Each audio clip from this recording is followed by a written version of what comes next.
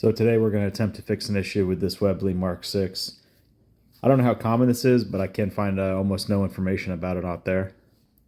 Alright, so before we start, we're just going to verify we are unloaded. Alright, so the problem with this when it came to me is the trigger does not reset.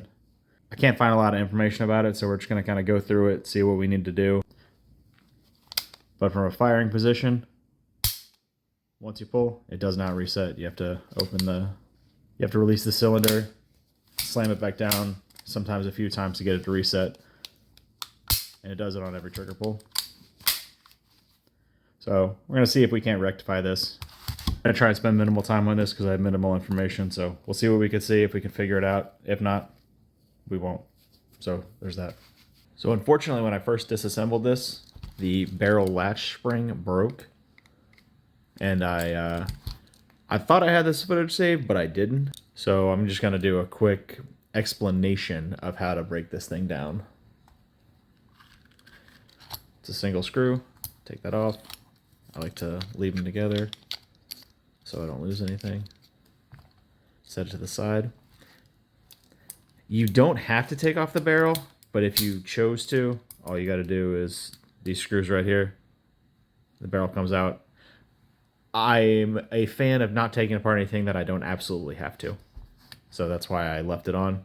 And you can leave it on if this is what you're working on. If you're doing like a deeper dive clean that you want to take it all off, obviously take it down. Now, as far as the trigger mechanism and how that all breaks down, it's a pretty simple breakdown, but it's also a pain in the butt. So I'm not actually going to take the components out this time because there's no need for me to at the moment.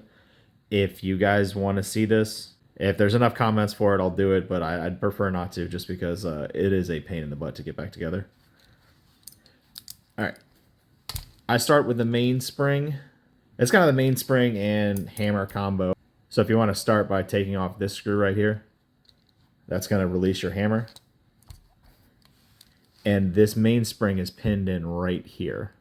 So you push down and out this way. So the mainspring is going to lift towards me, and that's going to release it from that slot that it's in, and then you can advance the spring. While advancing the spring, it actually holds and captures the hammer, so the hammer is going to come out at the same time as the spring goes forward. Then as soon as the hammer's out, the spring's loosed, you can just leave it there. The next piece I take out is this part right here. I don't remember what it's called, but it's sitting between the trigger mechanism and the extractor. I call it the extractor. It's not the correct term for it. I'll probably insert the correct term for it. I would call that an extractor though. The round advancer, whatever you want to call it. So all you need to do with this part is get something under it to pry it and just slightly lift up, and it'll come out of its little cradle there, and then you can back it straight out. Once that's out, we've got two more screws under here. 1, 2 for your trigger guard. Trigger guard comes off. Third screw is actually holding in your trigger. And if your hammer's out, your spring's out. If this part's out, the trigger is just going to slide right out. And that's pretty much all you need. The trigger plus the extractor are kind of captured together. And that's all the major components for the trigger assembly. As you can see, we're kind of easily resetting. No real tension. As you can kind of see what I think to be the culprit. So if I push the extractor out of the extractor slot, that kind of triggers. It resets easily.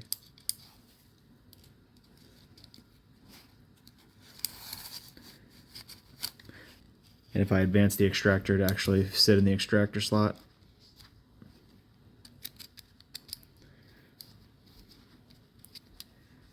it'll get stuck in the rear, causing a very forceful reset. So that it looks like there's a little bit of interference in that extractor or that advancer or whatever you're going to call it. So I'm going to go ahead and polish that up, clean it up, and see if we can't get this thing's trigger to reset.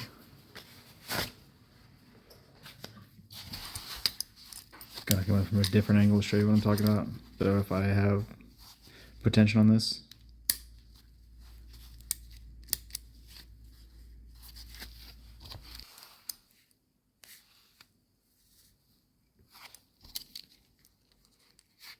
So I've got the extractor in slot now. Tension like it would be from a mainspring. Pull trigger.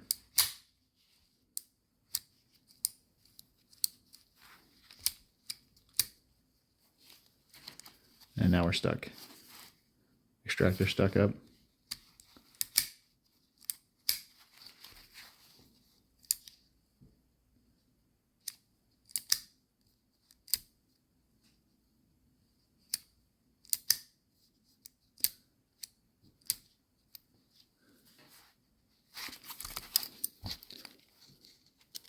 Extractor not in slot. Pressure like we still have the mainspring on.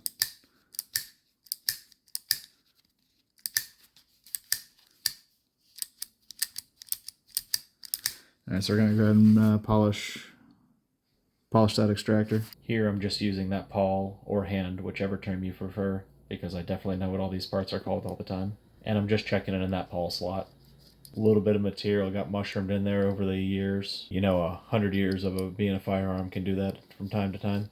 And then all I did was take a punch and just manipulate a slight amount of material out of that pawl slot and then polish everything up. I unfortunately lost the footage, so I'm just doing a voiceover letting you know what happened. Went ahead and polished it up real good.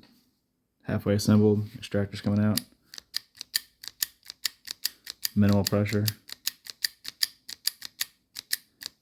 It's advancing, so I'm gonna go ahead and throw everything back together and see if it works.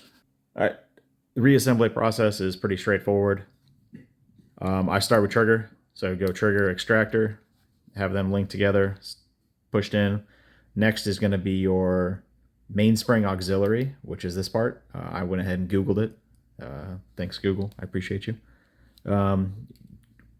Insert it because it wedges in between the trigger, and then drop it in its cradle. The next step would be the mainspring. If you left the mainspring in, cool. If not, you would just somewhat compress it and go at it from an angle and try and get it in there and advanced. There's two little claws on the mainspring that are going to catch in the hammer. So you can start with the mainspring advanced, let it catch in that cradle, and then kind of use the leverage from the hammer in assisting you to pull the mainspring behind the auxiliary spring. And all you need it to do is clear until you can drop it in that little pinhole. Screw everything up and you're good to go. Alright, so after a few quick seconds, we're all reassembled. You know, these springs are super easy and super fun, especially when you don't know what you're doing. So, walk you through what I did again. All I did was polish up this little extractor, clean it up a little bit, and throw everything back together. And fire, reset. We are good to go. Who are you talking to? Talking to YouTube. Do you want to say hi, YouTube? No? You don't want to say hi, YouTube? So we'll get this gun off back to its owner, and he'll be happy about it, even if his grips aren't flush. That's not my problem, though. He didn't ask me to fix that. I just noticed it. Thanks for watching, everyone. As you can see, gun's together now. She runs good. The only downside is the barrel catch spring was broken during disassembly. Unfortunately, it looked like it was epoxy attached together. Like you can barely see the remnants of what it was. I kind of want to micro weld it, but I'm afraid that the heat would break the heat treat temper, so I'm not going to mess with it. There's replacement parts for like $12. The only issue is that they're square nose tip, so it's gonna have to be ground to match this that curve profile. I'd like to keep this as original as humanly possible, especially since it's not mine. But so the barrel catch doesn't get sprung back. Otherwise,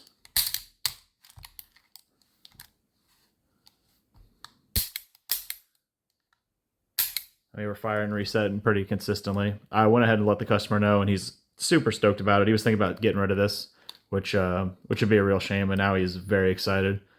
And I went ahead and showed him some 455 Webley that wasn't too expensive. He thought they were a little more expensive than what they actually are. So he's pretty stoked to be picking up some rounds and actually using this thing. But that's the Webley. If you've got a stuck trigger, that could be your issue. And if anyone's got some oddball problems, I was actually thinking about setting up something so they could have some guns sent in. Let me know if people want to do that. Let me know if you want to see that full disassembly and breakdown. And thanks for watching, guys. I'd appreciate it if you could like and follow, and then share this to anyone who's got a Mark 6 that you know that's got that problem with. Thanks a lot. Have a good one.